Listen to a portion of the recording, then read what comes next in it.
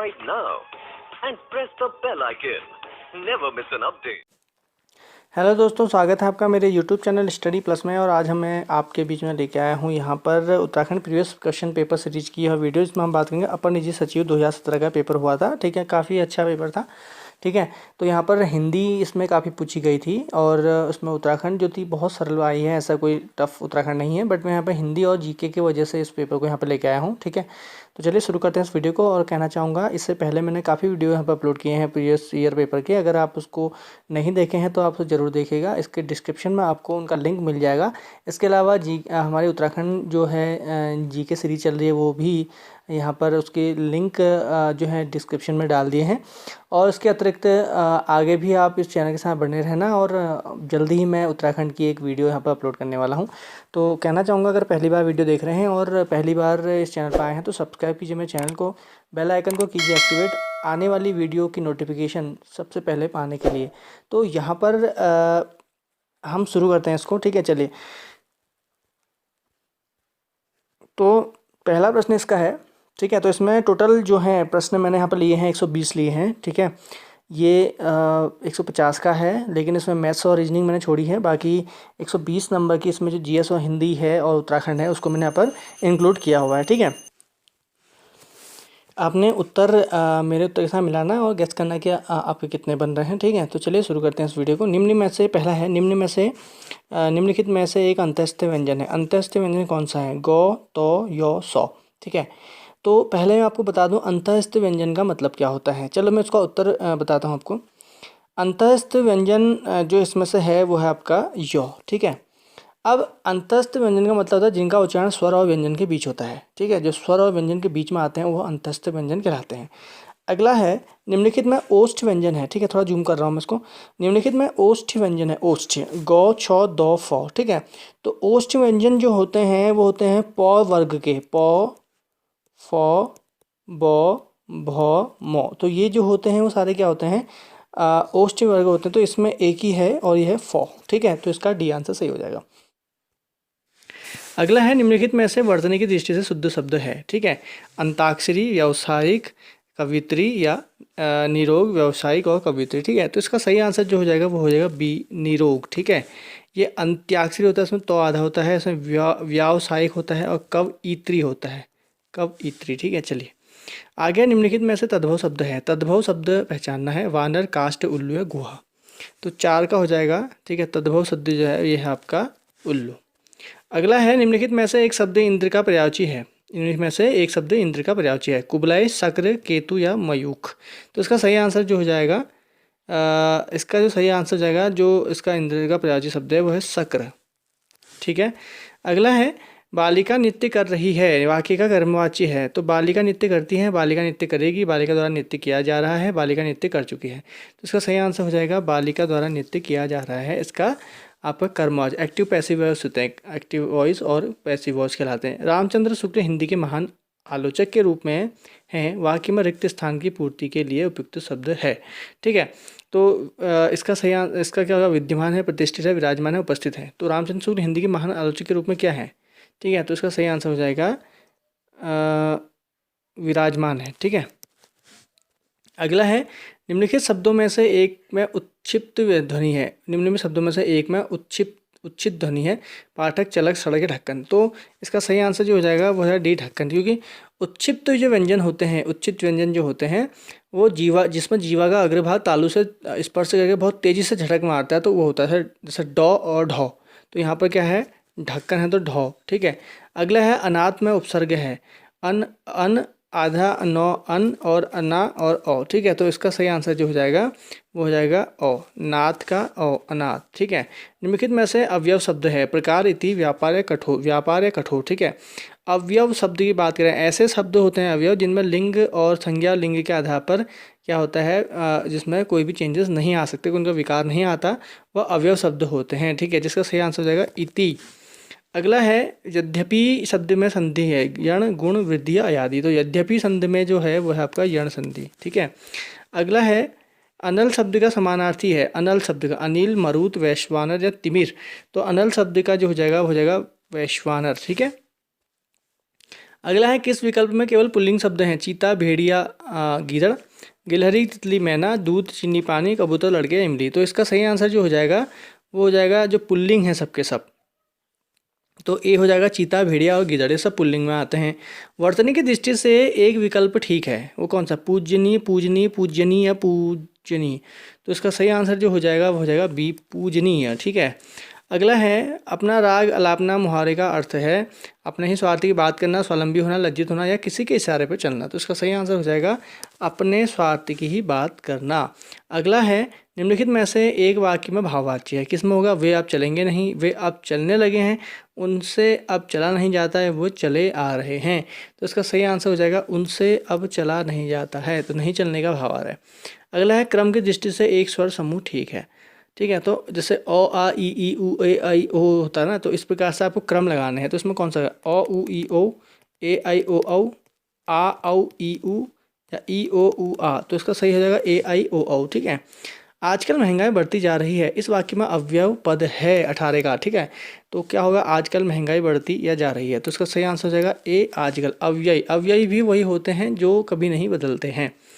अगला है रवि नाटक खेल रहा है, इस वाक्य का कर्मवाच्य रूप है। रवि द्वारा नाटक खेला गया, रवि द्वारा नाटक खेला जाता है, रवि द्वारा नाटक खेला जा रहा है, रवि द्वारा नाटक खेला जाएगा।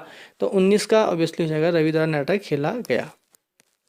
ठीक है, या खेला जा रहा है। ठीक है, तो रवि नाटक खेलता है, इस वाक्य का कर्मवाच्य है। ठीक है, तो रवि द्वारा नाटक खेला गया, ए इसका सही है। अगला है निम्नलिखित में कौन सा शब्द सदैव एक वचन में प्रयुक्त होता है? हस्ताक्षर, दर्शन, प्राण, वर्षा। तो इसका सही आंसर हो जाएगा जो सदैव एक वचन में प्रयुक्त होता है, तो सही आंसर हो जाएगा बी, दर्शन। अगला है दही बड़ा में समास है, बहुब्रीहि, अव्ययी भाव, तत्पुरुष है, कर्मधारय। तो इसका सही आंसर है कर्मधारय। अगला है वागीश शब्द का शुद्ध संधि विच्छेद है, वाग्धन ईश, वाग्धनीश, वाग्धनीश। ठीक है, मैं आपसे बताता हूँ कौन सा है। तो इसका सही आंसर हो जाएगा ये वाला, वाग्धन ईश। अगला है साखी शब्द का तत्सम है, साखी, सीख, सखी, साक्षी, साक्षी या साक्षी। तो इसका सही आंसर हो जाएगा डी, साक्षी, साक्षी होता है। ठीक है। अगला है किस समास में अन्य पद की प्रधानता होती है? तत्पुरुष, अव्ययी भाव, बहुव्रीहि या कर्मधारय। तो अन्य पद की प्रधानता जहाँ पर हो जाएगी वो क्या हो जाएगा भाई? बहुब्रीहि हो जाएगा, जो इनमें से किसी में भी नहीं होता। अगला है खटपट शब्द है, तत्सम, तद्भव, विदेशी या देशज। तो खटपट जो हो जाएगा वो हो जाएगा देशज शब्द है। ठीक है, भारत में उत्पन्न शब्द है। किस वाक्य में विशेषण उपवाक्य प्रयुक्त हुआ है? वह घर कौन सा जहाँ आचार्य जी रहा करते थे? मुझे विश्वास है कि आप अवश्य जाएंगे, जब पानी बरस रहा था तब मैं घर से बाहर था, मैं आपके पास आ रहा हूँ ताकि कुछ योजना बन सके। तो 26 का सही आंसर जो हो जाएगा ए, वह घर कौन सा है जहाँ आचार्य जी रहा करते थे। तो यह है विशेषण उपवाक्य। अगला है निम्नलिखित में से एक अयोगवाहक ध्वनि है, एक अयोगवाहक ध्वनि है, अ ई उ अह। तो इसमें सही आंसर क्या? अह, अंक अह जो होते हैं अयोगवाहक होते हैं। ठीक है। निम्नलिखित में से एक शब्द की वर्तनी शुद्ध है, अधीन, प्रज्वल, अनुग्रहित या उज्ज्वल। तो ठीक है, इसका सही आंसर जो हो जाएगा 28 का हो जाएगा सी, अनुग्रहित। ठीक है। अगला है मात्राज्ञा शब्द का शुद्ध संधि विच्छेद है, मात्र धनाज्ञा, मात्र धनाज्ञा, मात्रा धनाज्ञा या मात्र धन आज्ञा। तो इसका सही आंसर जो हो जाएगा मात्र धन आज्ञा, बी सही होता है। ठीक है। अगला निम्नलिखित में से एक वाक्य में अकर्मक क्रिया है। सीमा खाना खा रही है, व्योम ने रसाल को अपनी पुरानी कार बेच दी, मैंने उसको अपनी नई किताब दे दी, कुत्ता मैदान में दौड़ रहा है। तो 30 का सही आंसर जो हो जाएगा वो हो जाएगा डी, कुत्ता मैदान में दौड़ रहा है। ठीक है। अगला है खिचड़ी पकाना मुहावरे का उपयुक्त अर्थ है, कोई षड्यंत्र करना, पेट भरना, चौके चूल्हे काम करना, सब कुछ मिला देना। तो इसका सही आंसर जो हो जाएगा 31 का वह हो जाएगा आपका ए, कोई षड्यंत्र करना। ठीक है। अगला है काठ मार जाना मुहावरे का अर्थ है दंड भुगतना, जंगल में आग लगना, हतप्रत हो जाना या उल्लू बनना। तो इसका सही आंसर है 32 का है सी, हतप्रत हो जाना, काठ मार जाना। ईर्ष्या शब्द का शुद्ध वर्तनी विश्लेषण जो होगा मैं आपको यहाँ बताता हूँ। तो इसका सही आंसर है बी, ईर्धन, ऐसा लिखा जाता है। अगला है निम्नलिखित में शब्दों में से संकर शब्द है, संकर शब्द है ट्रेन, कोच, स्टेशन मास्टर, रेलगाड़ी या रेल यार्ड। तो संकर शब्द का मतलब है जो विभिन्न अलग अलग भाषाओं से मिलकर बने हैं, तो रेल और गाड़ी। अगला है निम्नलिखित में से समूहवाची शब्द है, समूहवाची शब्द होता है कंज, कुंज, घड़ा या प्याला। तो यहाँ पर जो 35 का सही आंसर हो जाएगा वो हो जाएगा बी, कुंज, कुंज होता है समूहवाची शब्द है। अगला है निम्नलिखित में से उत्तम पुरुष बहुवचन सर्वनाम है, तो इसका सही आंसर हो जाएगा मैं, तुम, वह, हम। तो उत्तम पुरुष तो हम हो जाएगा, यहाँ बहुवचन की बात कर रहा है। ठीक है। उत्तम पुरुष, मध्यम पुरुष, अन्य पुरुष, 3 प्रकार के पुरुष होते हैं, ठीक है। पुरुषवाचक सर्वनाम में 3 होते हैं, जिसमें हम first form, second form, third form हम इंग्लिश में पढ़ते हैं, आई वी दे। तो यहाँ पर जो होता है आई और वी फर्स्ट फॉर्म होता है, यू सेकंड फॉर्म होता है। तो यहाँ पर उत्तम पुरुष में हो जाएगा मैं और हम, तुम तुम्हारा तुमको हो जाएगा मध्यम पुरुष, और उनके उनको उनका हो जाएगा अन्य पुरुष। तो यहाँ पर है अगला, प्रेम शब्द का विलोम है निंदा, घृणा, ईर्ष्या या शत्रुता। तो प्रेम शब्द का विलोम हो जाता है आपका घृणा, ठीक है। अगला हो जाएगा अभिज्ञ शब्द का विलोम है भिज्ञ, अज्ञ, अनभिज्ञ या सर्वज्ञ। अभिज्ञ शब्द का विलोम जो हो जाएगा वो हो जाएगा आपका अनभिज्ञ। उसके बाद है कम खर्च करने वाला, वाक्यांश के लिए एक शब्द होता है सूम, कृपण, कंजूस, मितव्ययी। तो इसका सही आंसर हो जाएगा मितव्ययी, जो कम खर्च करता है। अगला है निम्नलिखित में से भाववाचक संज्ञा है योग्यता, नदी, लकड़ी या सभा। तो इसका सही आंसर जो हो जाएगा वो हो जाएगा ए योग्यता, भाववाचक संज्ञा है, ठीक है। निम्नलिखित में से एक परिमाणवाचक क्रिया विशेषण है भली भांति, ऊपर, थोड़ा, कल। तो परिमाणवाचक, तो इसमें परिमाणवाचक क्वांटिटी जो है थोड़ा, थोड़ा में सब आपको समझ है क्वांटिटी आ रही है ना। अगला है हथेली पर सरसों उगाना, मुहावरे का अर्थ जादू करना, शीघ्र अगति, शीघ्र काम करते हैं, कल्पना मात्र करते रहना, कुछ प्राप्त ना करना। तो इसका सही आंसर है सीता शीघ्र काम कर देना। अगला है हिरण्य का समानार्थी शब्द है सोना, हिरण, जंगल या हरितिमा। तो हिरण्य मतलब होता है सोना, बहुत इंपॉर्टेंट है, कई बार पूछा जा चुका है ये। निम्नलिखित में से एक शब्द की वर्तनी शुद्ध है अंतर्ध्यान, हस्ताक्षेप, आर्द्र, निक्षेप। तो इसका सही आंसर हो जाएगा ए अंतर्ध्यान, ठीक है। अगला है अल्पज्ञ का विलोम शब्द है अभिज्ञ, अज्ञ, यज्ञ, विशेषज्ञ, बहुज्ञ। तो अल्पज्ञ का उल्टा क्या हो जाएगा, बहुज्ञ हो जाएगा। अल्पज्ञ कम जानने वाला, बहुज्ञ बहुत जानने वाला। पृथ्वी पर दिन और रात होने का कारण क्या है, अब आगे यहाँ पर जीएस। तो पृथ्वी पर दिन और रात होने का कारण क्या है, पृथ्वी के अक्ष का झुकाव, पृथ्वी का सूर्य के चारों ओर परिक्रमण, पृथ्वी का गोलाभी आकार, पृथ्वी का अपने अक्ष पर घूर्णन। तो इसका सही आंसर क्या हो जाएगा, पृथ्वी का अपने अक्ष पर घूर्णन। यानी कि पृथ्वी का एक होता है ना, एक होता है घूर्णन, एक होता है परिक्रमण, ठीक है। तो जब वो पृथ्वी सूर्य के चारों ओर चक्कर लगाती है ना, तो सूर्य के चारों चक्कर लगाती है तो वो होता है परिक्रमण, परिक्रमा करना। और घूर्णन होता है जब अपने ही कक्ष, अपने ही जगह पर क्या करती है, आगे पीछे घूमती है। तो ये होता है अलग अलग, ठीक है। चलिए, तो आपने 21 जून को देखा होगा कि यहाँ पर एक पूर्ण आंशिक सूर्यग्रहण लगा था, तो परिक्रमण की वजह से हुआ था, ठीक है। चलिए, तो यहाँ पर है निम्नलिखित में से कौन सा भारत का प्राकृतिक पोताश्रय बंदरगाह नहीं है, ठीक है। प्राकृतिक बंदरगाह नहीं है, कोच्चि, विशाखापट्टनम, चेन्नई या मझगांव। तो इसका सही आंसर है चेन्नई। तो चेन्नई प्राकृतिक नहीं है भाई, कृत्रिम बंदरगाह, याद रखना, बहुत ही बार पूछा गया है, पेट क्वेश्चन है, याद रख लो। भोपाल गैस त्रासदी किस स्थिति घटित हुई थी, बहुत इंपॉर्टेंट है। अभी आपको पता है एक गैस त्रासदी और हुई थी भारत में, ठीक है। तो उसके बाद यहाँ पर पुरानी जो भोपाल गैस त्रासदी उसकी याद ताज़ा हो गई है। तो यहाँ पर ये जरूर पूछा जाएगा आने वाले समय में, इतना बता दूँ मैं आपको। 1 दिसंबर 1984 को हुआ था, 2 दिसंबर 1984 को हुआ था, 1 दिसंबर 1985, 2 दिसंबर 1985। तो यहाँ पर जो हुआ था 48 का जो सही आंसर हो जाएगा वो 2 दिसंबर, 2 और 3 दिसंबर, 2 दिसंबर की रात को हुआ था, ये 1983 को हुआ था, ठीक है। तो मिक हुआ था, मिसाइल एस्ट्रोसाइनाइट होता, ठीक है। अगला है निम्नलिखित में से कौन एक धीमी आपदा है, सुनामी, भूस्खलन, सूखा और टॉर्नेडो। तो धीमी आपदा जो है वह सूखा होगी, ठीक है। सूखा धीरे धीरे होता है, ठीक है। तो अब धीमी आपदा में गिनी जाएगी। इसके बाद है 50वां, भारत में केंद्रीय मरुस्थल क्षेत्र संस्थान कहाँ है, बहुत इंपॉर्टेंट है केंद्रीय मरुस्थल क्षेत्र संस्थान। तो ये है आपका जोधपुर में, ठीक है। अगला है भाखड़ा नागल बहुउद्देशीय परियोजना निम्नलिखित में किस राज्यों में से एक संयुक्त उद्यम है। भाखड़ा नागल परियोजना निम्नलिखित से किन राज्यों की संयुक्त परियोजना है, पंजाब हरियाणा की है, पंजाब हिमाचल की है, पंजाब हरियाणा है राजस्थान की है, पंजाब हरियाणा राजस्थान और हिमाचल की है। तो यहाँ पर 51 का जो सही आंसर हो जाएगा वो हो जाएगा ए पंजाब और हरियाणा की है। भाखड़ा नागल परियोजना सन 1944 में इसको शुरुआत की गई, इसका जो शिलान्यास किया गया। तत्कालीन प्रधानमंत्री जवाहरलाल नेहरू ने 1963 में इसको राष्ट्र को समर्पित किया था, ठीक है। तो यहाँ पर अगला है प्रश्न है पृथ्वी पर धरातल का वह स्थान जहाँ सर्वप्रथम भूकंप अनुभव किया जाता है कहलाता है। तो 52 का सही आंसर जो हो जाएगा वो हो जाएगा आपका अभिकेंद्र, ठीक है। तो यहाँ पर अगर हम कहें ये होता है फोकस, ये जो आपको दिख रहा है यहाँ पर इसको मूल कहते हैं, फोकस कहते हैं, हिंदी में मूल कहते हैं। यहाँ पर अगर हम इसको देखें तो जहाँ पर सबसे पहले भूकंप की तरंगें महसूस होंगी वो होगा अधिकेंद्र, क्या होगा वो अधिकेंद्र, ये होता है फोकस, ठीक है। तो ये चीज़ याद रखना आप। अगला है मॉन्ट्रियल प्रोटोकॉल का उद्देश्य क्या है। मॉन्ट्रियल प्रोटोकॉल कार्बन डाइऑक्साइड के उत्सर्जन पर नियंत्रण करना है, या जैव विविधता का संरक्षण करना है, या ओजोन परत को नष्ट करने के पदार्थों को कम करना है, या जल प्रदूषण को नियंत्रण करना है। तो यहाँ पर हम बात करें मॉन्ट्रियल प्रोटोकॉल के बारे में, तो मॉन्ट्रियल प्रोटोकॉल का इसका सही आंसर है सी वाला, ओजोन को नष्ट करने वाले पदार्थों को कम करना है। ये बहुत इंपॉर्टेंट है। मॉन्ट्रियल और क्योटो प्रोटोकॉल में बहुत बहुत ज़्यादा कन्फ्यूजन होता है हम पे, और ये कई बार हम मॉन्ट्रियल प्रोटोकॉल को हम क्योटो प्रोटोकॉल में टिक करके आते हैं वहाँ पे। अब यहाँ पे बताता हूँ आपको मैं। मॉन्ट्रियल प्रोटोकॉल 1987 में हुई थी।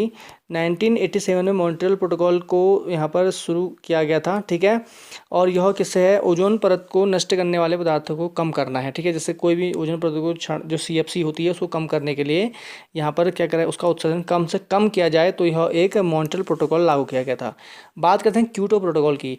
Kyoto protocol green house gas 11 दिसंबर सन 1997 को, 1997 को ये शुरू हुई थी क्योटो प्रोटोकॉल। और यहाँ पर ये सिक्स ग्रीन हाउस गैसों को बैन करने के, उसके उत्सर्जन को कम करने के लिए यह प्रोटोकॉल लाया गया था। तो क्योटो और मॉन्ट्रियल प्रोटोकॉल दोनों में बहुत अंतर है, और दोनों जो है होने को दोनों हमारी जो मतलब पर्यावरण से संबंधित है, ठीक है। तो Kyoto protocol green house gas का उत्सर्जन कम करने के लिए 6 ग्रीन हाउस गैसेस थी, उसमें 1997 को हुआ था। मॉन्ट्रियल प्रोटोकॉल 1987 को हुआ है, 10 साल पहले, क्योटो से 10 साल पहले हुआ है, और यह ओजोन परत को नष्ट करने वाले पदार्थों को कम करने के लिए करा गया है। चलिए आगे है, मलेरिया का संचरण होता है नर एनाफिलीज से मादा क्यूलेक्स के द्वारा मादा एंडीज या मादा एनाफिलीज से। तो 54 का सही आंसर हो जाएगा डी, मादा एनाफिलीज मच्छर जो होती है, इससे क्या फैलता है आपको, मलेरिया फैलता है, ठीक है। तो मलेरिया की दवा कुनैन की छाल, सिनकोना की छाल से कुनैन बनाई जाती है, जो सिनकोना की छाल से बनाई जाती है, ठीक है।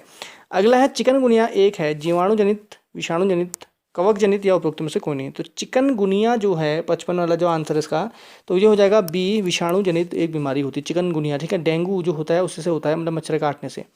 निम्नलिखित में से कौन एक मछली है, starfish, silverfish, squirrelfish या डॉग फिश। तो इसका सही आंसर जो हो जाएगा वो हो जाएगा ए, स्टार फिश जो है एक मछली है, ठीक है।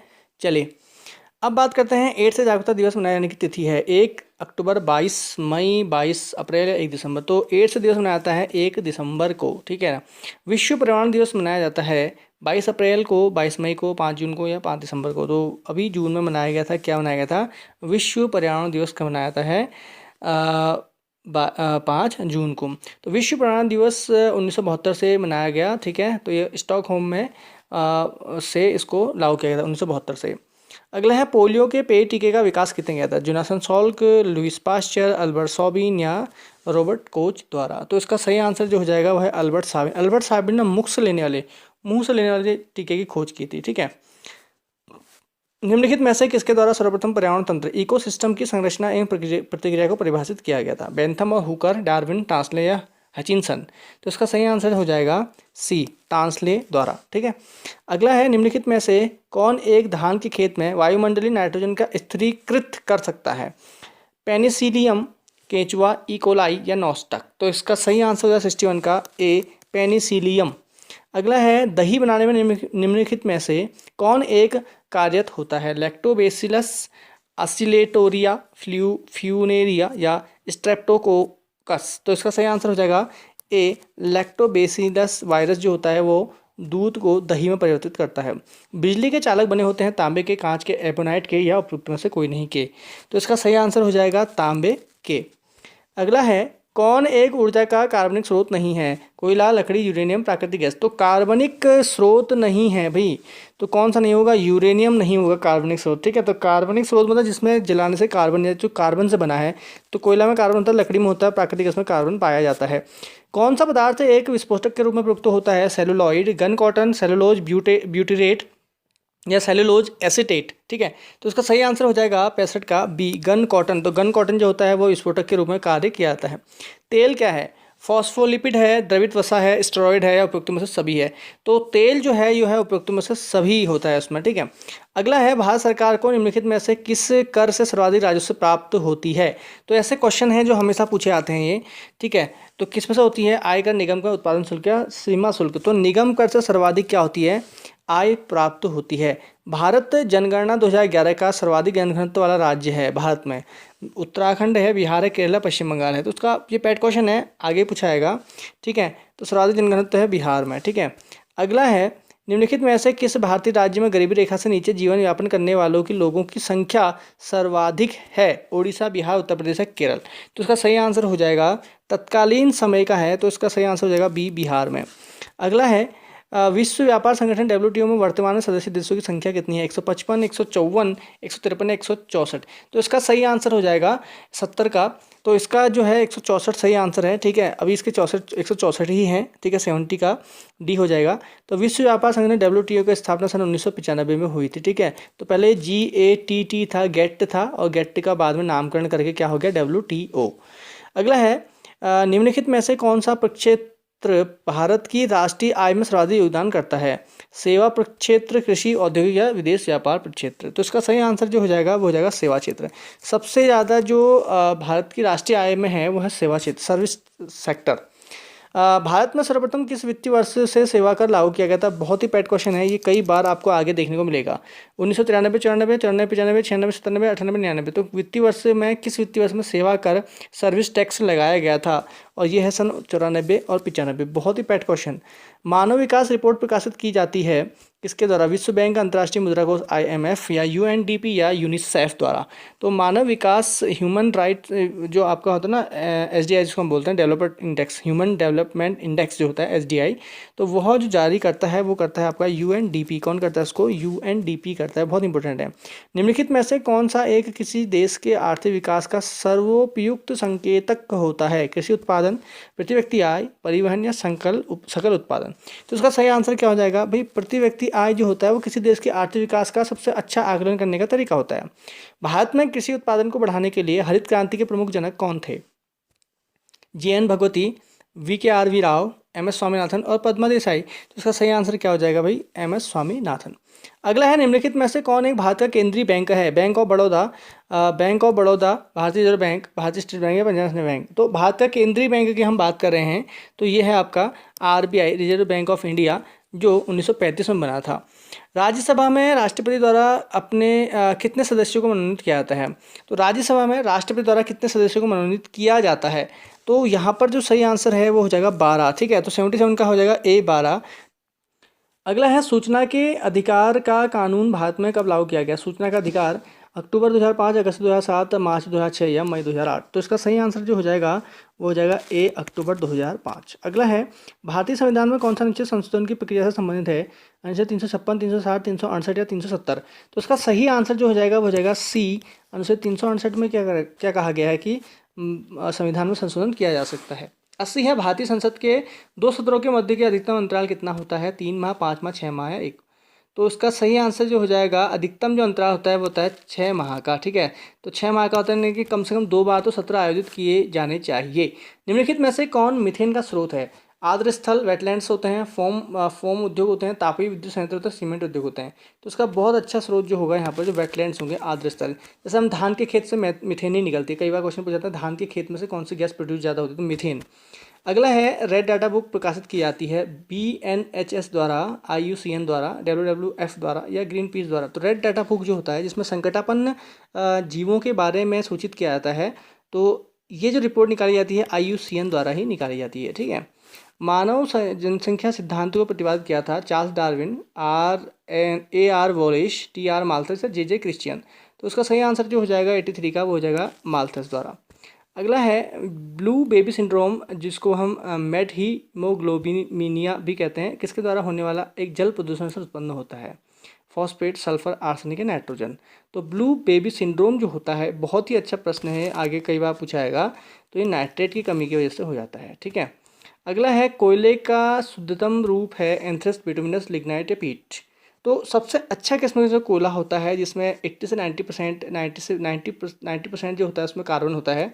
तो इसका सही आंसर जो हो जाएगा 85 का हो जाएगा एंथ्रेसाइट। अगला है भारत का राष्ट्रीय जलचर जीव है मगरमच्छ, कछुआ, नदी डॉल्फिन, या रोहू मछली। तो इसका जो राष्ट्रीय जलचर जीव है वो है आपका गंगैटिक डॉल्फिन, ठीक है। अगला है निम्नलिखित में से कौन सी ग्रीन हाउस गैस नहीं है? Methane, carbon dioxide, sulphur, hexachloride, या नाइट्रोजन। तो नाइट्रोजन जो है वो किस में नहीं आती? ग्रीन हाउस गैसेस में नहीं आती है। उत्तराखंड में नगर निगमों के मेयर का चुनाव कौन करता है? लोकसभा, राज्य विधानसभा, जनता द्वारा प्रत्यक्ष चुनाव होता है, या सभासदों द्वारा होता है? तो उसका सही आंसर हो जाएगा जनता द्वारा प्रत्यक्ष चुनाव होता है। अगला है राज्य के लिए महाधिवक्ता की नियुक्ति की जाती है? भारत के राष्ट्रपति द्वारा, भारतीय उपराष्ट्रपति द्वारा, भारत के मुख्य न्यायाधीश द्वारा या राज्य के राज्यपाल द्वारा। तो इसका सही आंसर जो है वो हो जाएगा राज्य के राज्यपाल द्वारा। ठीक है। अगला है ग्रामीण उत्तराखंड में मुट्ठी शब्द निम्नलिखित में से किस पैमाइश के लिए प्रयुक्त होता है? तो मुट्ठी जो होता है वो भूमि पैमाइश के लिए होता है। ठीक है। तो उत्तराखंड तो आप यहाँ पर देखोगे तो बहुत बहुत ईजी आई हुई है। उत्तराखंड में भकार शब्द का प्रयोग होता है जल भंडारण, फलों का रस का भंडारण, खाद्यान्नों का भंडारण या दुग्ध भंडारण। तो इसका सही आंसर है खाद्यान्नों के भंडारण हेतु। अगला हो जाएगा उत्तराखंड में विवेकानंद प्रवृत्ति किसी अनुसंधान संस्थान स्थित है? अल्मोड़ा, रानीखेत, भवाली या भीमताल। तो ये अल्मोड़ा में है। 1924 में बोसी सेन द्वारा इसकी स्थापना की गई थी। अगला है उत्तराखंड राज्य में कागज का सबसे बड़ा कारखाना स्थित है? लाल कुआं, खटीमा, हरिद्वार, चक्राता। तो सबसे बड़ा जो कारखाना है वो है लाल कुआं में स्थित। अगला है यहाँ पे 2011 की जनगणना के अनुसार उत्तराखंड राज्य की कुल जनसंख्या है। ठीक है। तो कुल जनसंख्या क्या है यहाँ पर मैं टिक मार रहा हूँ, आपको देख लेना। ठीक है। तो कुल जनसंख्या जो हो जाएगी वो हो जाएगी आपकी 11 के अनुसार ये वाली। ठीक है, बी। ठीक है, तो बी वाली। अगला है विश्व प्रसिद्ध Jim Corbett national park Uttarakhand के किस जनपद समूह में स्थित है? तो उत्तराखंड में जो जिम कॉर्बेट पार्क है वो कौन से 2 जनपदों में फैला हुआ है ना? तो ये फैला हुआ है नैनीताल और पिथौरागढ़, सॉरी नैनीताल और पौड़ी गढ़वाल में। ठीक है। तो नैनीताल और पौड़ी गढ़वाल में फैला हुआ है। ठीक है। तो पहले इसका हैरी नेशनल पार्क था। ठीक है। 1936 में इसकी स्थापना हुई है। उत्तराखंड राज्य में जनगणना 2011 के अनुसार सर्वाधिक साक्षरता दर वाला जिला कौन सा है? तो उत्तरकाशी, देहरादून, नैनीताल, बागेश्वर। तो कौन सा हो जाएगा? तो इसका सही आंसर हो जाएगा देहरादून। सर्वाधिक जो साक्षरता दर है वो देहरादून की है। 2011 की जनगणना के अनुसार उत्तराखंड का सर्वाधिक जनसंख्या वाला जनपद है अल्मोड़ा, देहरादून, हरिद्वार और उधमसिंह नगर। तो इसका सही आंसर जो हो जाएगा वो हो जाएगा सी, हरिद्वार। अगला है निम्नलिखित में से एक गिरिद्वार जो यानी कि कौन सा दर्रा उत्तराखंड में स्थित नहीं है? लिपुलेख बिल्कुल है, माणा भी है, शिमला भी है, डिप्सा नहीं है। ठीक है। अगला है हुड़का एक है, क्या है? हुड़का एक वाद्य यंत्र है भाई। ठीक है। अगला है द्रोणागिरी पर्वत को उत्तराखंड पर्यटन द्वारा ट्रैक ऑफ द ईयर 2017 घोषित किया गया है। यह कहाँ स्थित है? 2017 का पेपर है तो 2017 का पूछेगा। मैं आपको 2018 2019 का भी बता दूंगा। अभी हम इसको देखते हैं। द्रोणागिरी, ये 17 का भी याद होना चाहिए भाई, ये कभी भी पूछा सकता है, रिपीट हो सकता है। द्रोणागिरी पर्वत को सन 2017 में ट्रैक ऑफ द ईयर घोषित किया गया। जो द्रोणागिरी पर्वत जो स्थित है वो कहाँ स्थित है कह रहा है। ठीक है। तो ऑब्वियसली द्रोणागिरी पर्वत चमोली में स्थित है। अब ट्रैक ऑफ द ईयर का क्या है? तो ट्रैक ऑफ द ईयर इसलिए हमेशा साल में जो हमारा पर्यटन विभाग है वो इसलिए घोषित करता है ताकि उस क्षेत्र को हम पर्यटन के लिए और ज़्यादा मशहूर कर सकें, लोगों को उसके बारे में जानकारी मिल सके और वहाँ पर पर्यटन की जो संभावना है उसको बढ़ाया जा सके, इसलिए ट्रैक ऑफ द ईयर घोषित किया जाता है। 2017 का ये है। अब 2018 का मैं बताता हूँ आपको। 2018 का जो है ये था आपका नामिक ग्लेशियर। नामिक हिमनद जो था उसको 2018 का बनाया गया था, ये जो पिथौरागढ़ में स्थित है। 2019 का बताता हूँ। 20 तो ऐसे ही चल रहा है। ठीक है। 20 में तो मुझे लग नहीं रहा कि पर्यटन के लिए कुछ करेंगे, क्योंकि अभी तो 20 में तो कुछ होगा नहीं, मुश्किल ही है। हो सकता है कि दिसंबर तक कुछ करें। तो अभी 2019 में जो बनाया गया था, लेटेस्ट है 19 का डाटा अभी ये, तो देव क्यारा बुग्याल है। देव क्यारा बुग्याल जो है आपका मौरी ब्लॉक उत्तरकाशी में है। तो उत्तरकाशी में है, याद रखना इसको। देव क्यारा बुग्याल को 2019 का क्या बनाया गया है? ट्रैक ऑफ द ईयर घोषित किया गया है। ठीक है। तो ये बहुत इंपॉर्टेंट फैक्टर हैं जो 3 के 3 आपको याद होने चाहिए, मिलाने के लिए भी आ सकते हैं सीक्वेंस में। ठीक है, ये याद रखना आप। चलिए, तो 17 का है आपका कौन? द्रोणागिरी पर्वत। 18 का है नामिक ग्लेशियर पिथौरागढ़ और 2019 का है देव क्यारा बुग्याल उत्तरकाशी। तो नेक्स्ट 2020 का देखते हैं क्या बनाते हैं। तो अब देखते हैं 101वां। निम्न में से किस भाषा को उत्तराखंड के राज्य की दूसरी राजभाषा घोषित की गई है 2010 में? ये है आपके संस्कृत। ठीक है। ये क्वेश्चन के मैं आंसर पढ़ूंगा नहीं क्योंकि बहुत इजी है। निम्नलिखित में से किस एक पर्वतीय स्थान को महात्मा गांधी जी ने भारत का स्विट्जरलैंड कहा? ये भी है आपका कौसानी। इसके बाद है उत्तराखंड राज्य में वर्तमान विधानसभा क्षेत्रों की संख्या कितनी है? 70। ठीक है। अब यहाँ पे 71 भी है, 70 भी है। एक चीज़ मैं यहाँ पर कन्फर्म कर दूँ, कई बार क्वेश्चन में कन्फ्यूजन हमको हो जाता है। ये कह रहा है कि वर्तमान विधानसभा क्षेत्र जो हो 70 ही है। एक मनोनीत है जिसको राज्यपाल मनोनीत करता है। ठीक है, एंग्लो इंडियन। पद्मश्री बसंती देवी क्यों प्रसिद्ध है? भाई जागर गायिका है और क्यों प्रसिद्ध है? ठीक है। तो यहाँ पर किस लिए प्रसिद्ध है? जागर गायिका है। अगला है विश्व प्रसिद्ध फूलों की घाटी निम्नलिखित में से किस जनपद में स्थित है? तो फूलों की घाटी तो चमोली में है भाई। 1931 फ्रैंक स्माइथ द्वारा खोज की गई। उत्तराखंड राज्य का स्थापना दिवस किस तिथि को मनाया जाता है? तो ये तो कोई क्वेश्चन पूछने वाली बात नहीं, 9 नवंबर। कौमुदी महोत्सव की रचिता कौन है? ये बहुत अच्छा क्वेश्चन है। ठीक है, जीएस का है। तो कौमुदी महोत्सव जो है आपका, ये लिखा है वज्जी ने। ठीक है, वज्जी का द्वारा। शूद्रक ने एक लिखी है जो बहुत ही ज़्यादा पूछी जाती है, बहुत ज़्यादा, और वो है आपका शूद्रक की एक नाटक है। ठीक है, मृच्छकटिकम, बहुत पूछा आता है वो। ठीक है। अगला है शिवाजी के राज्याभिषेक कब हुआ था। तो शिवाजी का राज्याभिषेक बताता हूँ आपको कब हुआ था। शिवाजी का यह अंतिम जो शिवाजी का राज्याभिषेक अंतिम समय में हुआ, मतलब सारे युद्ध उन्होंने जीत लिए, सब किले उन्होंने जीत लिए, लास्ट समय में उसमें सबसे महत्वपूर्ण कार्य जो रहा वो रहा आपका 1774 में। 80 में तो मृत्यु हो गई थी, तो 1774 में अपना राज्याभिषेक करा था अंत समय में, जब सब कुछ जीत लिया। ब्रिटिश सरकार द्वारा किस वर्ष दिल्ली को देश की राजधानी बनाया गया था, बहुत इंपॉर्टेंट है, ठीक है। अब यहाँ पर देखो सिंपल सा है, 1911 इसका सही आंसर होगा। 1912 भी यहाँ पर आंसर होता तो फिर 1912 हम कर सकते थे उसमें, तो यहाँ पर उन्होंने 1912 नहीं दिया है। 1911 में घोषणा हुई थी दिसंबर में, और 1912 में उसको पूर्णतः से स्थानांतरित कर दिया गया। जलियांवाला बाग नरसंहार की तिथि क्या थी भाई, 13 अप्रैल 1919 थी। ये तो नॉर्मल आपको पता है, ठीक है, रटा हुआ क्वेश्चन है ये। इसके बाद है झेलम नदी का प्राचीन नाम क्या था। झेलम नदी का प्राचीन नाम आपका क्या होगा, आपको पता है, ये ऋग्वेद में भी कई बार दिया गया है, वितिस्ता, झेलम नदी के किनारे, ठीक है। अगला है निम्नलिखित में से कौन उत्तराखंड राज्य का विश्वविद्यालय नहीं है। कुमाऊं विश्वविद्यालय, श्रीदेव सुमन, गुरुकुल कांगड़ी विश्वविद्यालय, एचएनबी मेडिकल विश्वविद्यालय। तो इसका सही आंसर क्या हो जाएगा, गुरुकुल कांगड़ी विश्वविद्यालय जो है वो उत्तराखंड सरकार का नहीं है अभी। अगला है निम्नलिखित में से कौन एक चार धाम में सम्मिलित नहीं है। बद्रीनाथ, केदारनाथ, रुद्रनाथ और गंगोत्री। तो इसमें कौन सा सही नहीं होगा, चार धाम में तो रुद्रनाथ नहीं है, गंगोत्री, इसकी जगह पर यमुनोत्री आ जाएगा यहाँ पे। अगला है उत्तराखंड राज्य में कितने सदस्य राज्यसभा में प्रतिनिधित्व करते हैं। राज्यसभा की बात हो रही है, ठीक है, तो राज्यसभा में 3 है टोटल, ठीक है। अगला है उत्तराखंड में निम्नलिखित में से कौन सा नगर ताम्र नगरी के रूप में जाना जाता है। तो ताम्र नगरी तो है भाई अपना अल्मोड़ा, ठीक है, कौन है, अपना अल्मोड़ा है। अगला है उत्तरकाशी नगर का प्राचीन नाम क्या था। सुदर्शन क्षेत्र, बाड़ाहाट, लक्ष्येश्वर या वर्णावत। बाड़ाहाट भी है, और यहाँ पर एक बाड़ाहाट है, एक बार मैंने आपको बताया था कि ग्रुप सी में भी आया था, ठीक है। तो बाड़ाहाट ऑप्शन भी था। तो सौम्य काशी भी एक नाम है इसका, ठीक है, क्या है, सौम्य काशी भी इसका ही एक नाम है, सौम्य काशी। अगला है उत्तराखंड का राज्य पुष्प है, ठीक है, तो कौन होगा भैया, उत्तराखंड का राज्य पुष्प की बात हो रही है, ब्रह्मकमल। अगला है उत्तराखंड में निम्नलिखित में से किस मेले में पाषाण युद्ध की परंपरा प्रचलित है। तो पाषाण युद्ध जो खेला जाता है, पत्थरों से मारते हैं एक दूसरे को, तो देवी धुरा का मेला है जो रक्षाबंधन के समय में लगता है। निम्नलिखित में से कौन उत्तराखंड का राज्य पशु है। बाघ, हाथी, कस्तूरी मृग, भैया कस्तूरी मृग है, ठीक है। तो अगला है वर्ल्ड वेदर वॉच जो है आज का अंतिम प्रश्न है। WWW यानी कि वर्ल्ड वेदर वॉच कार्यक्रम की पूर्ण सूचना भविष्यवाणी से संबंधित है, मतलब क्या करता है ये वर्ल्ड वॉच, ठीक है। तो वर्ल्ड वेदर वॉच करता क्या है, तो ये करता है आपका तापक्रम और वर्षा तो देता है, बताता है, इसके अलावा बाढ़ और सूखा के बारे में भी है बताता है। उपरोक्त ए और बी दोनों से संबंधित है।